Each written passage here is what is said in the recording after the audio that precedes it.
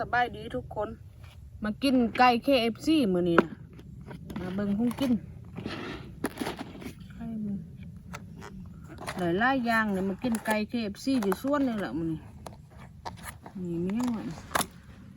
เทโทแมสคุณละอย่างกันวะไล่ครับไล่โหโอ้ช่องโหคุณละอย่างผู้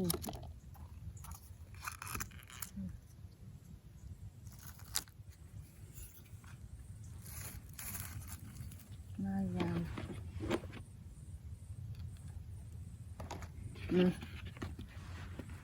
ไก่ KFC นี่ย่างขนมปังกินหน่อยข้างกัน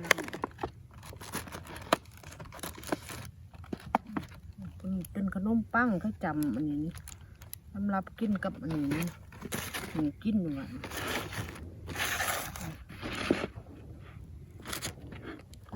ถุงกินเป็นตะเสบหนุข้าง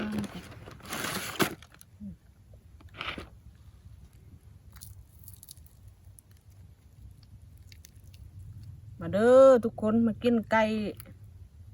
KFC นะโดนกับซื้อมากินทีนึงกรอบ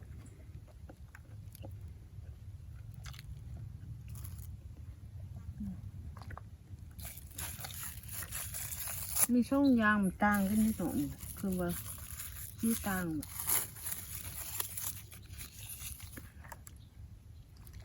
ก็จำนี่หว่าช่องซิมมันแฉบเลยอ่ะก็เลยย่างมีเมี่ยงเข้าสลัดนิดหน่อยเนาะแสบเลย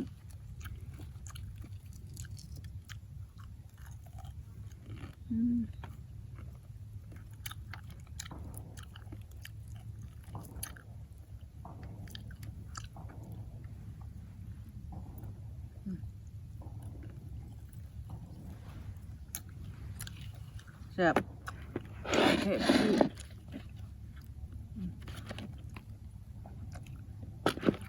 กรอบนี่เขาเนาะ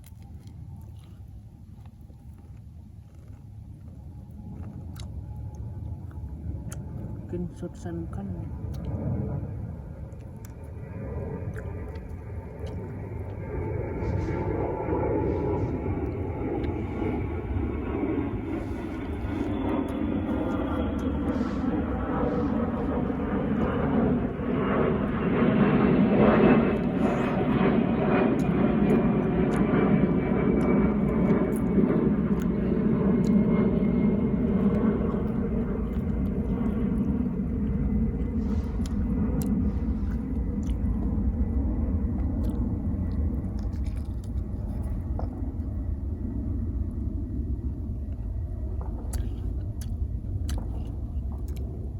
แสบไล่เลี่ยงมือ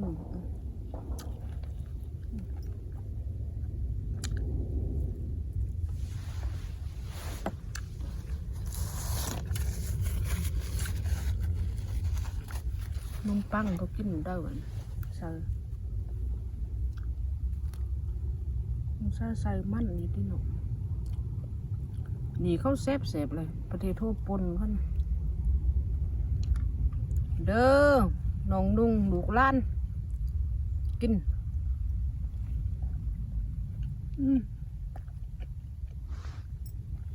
แสบแล้วหรอน้ำปังจ้ะ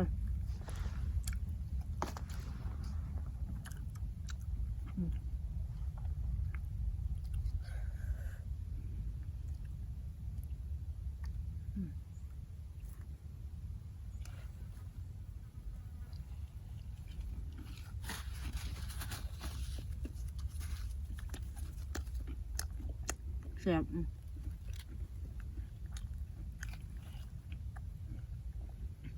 สมมันว่านแบบนี้นะคืออันนุ่ง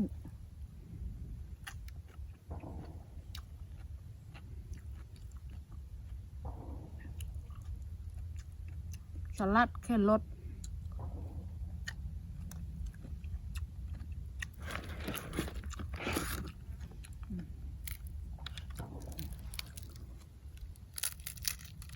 กำลังจี้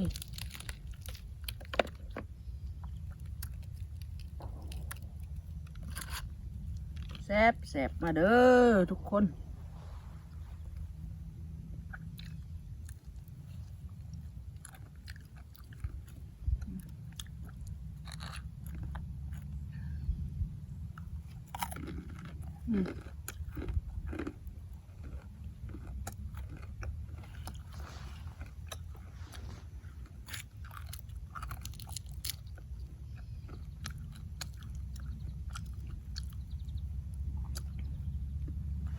มันกินส่วนทะเลกับมอยพอกินหรอก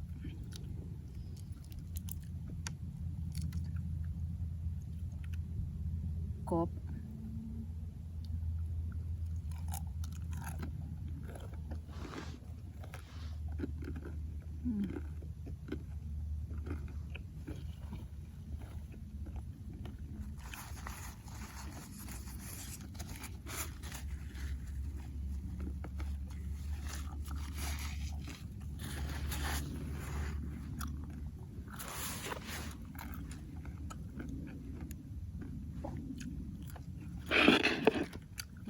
แซ่บๆเหมือนกัน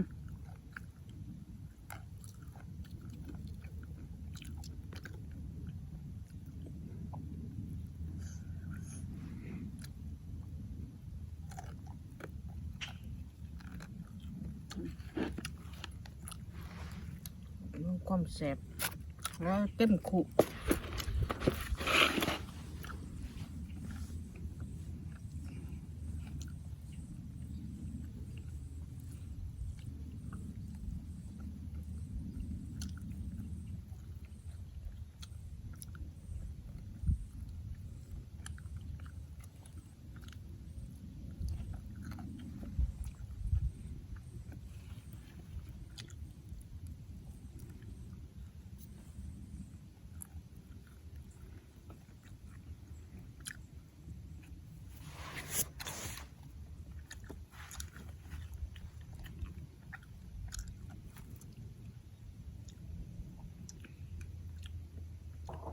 แซ่บ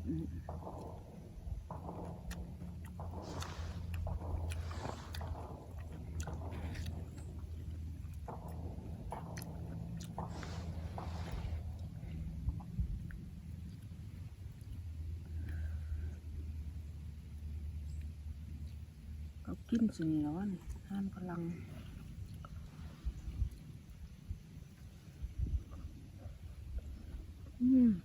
แซ่บ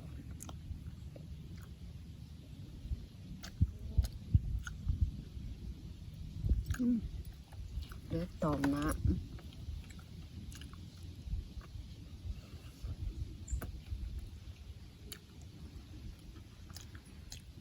เด้อพยายามกินกันเด้อ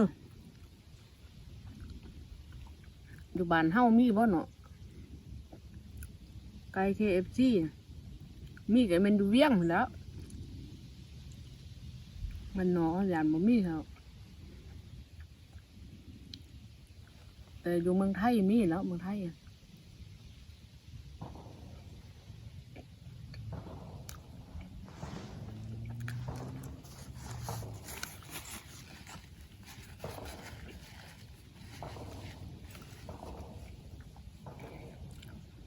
แซ่บ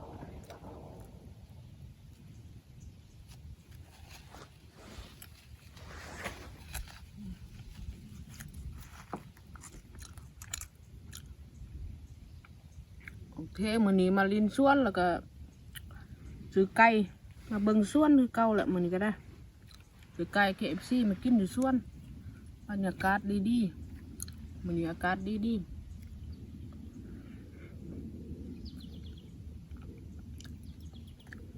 โอเคคันถ้ามักคลิปนี้อย่าลืมกดไลค์กดแชร์ให้เด้อถ้ามักกินเด้อไก่ KFC มื้อนี้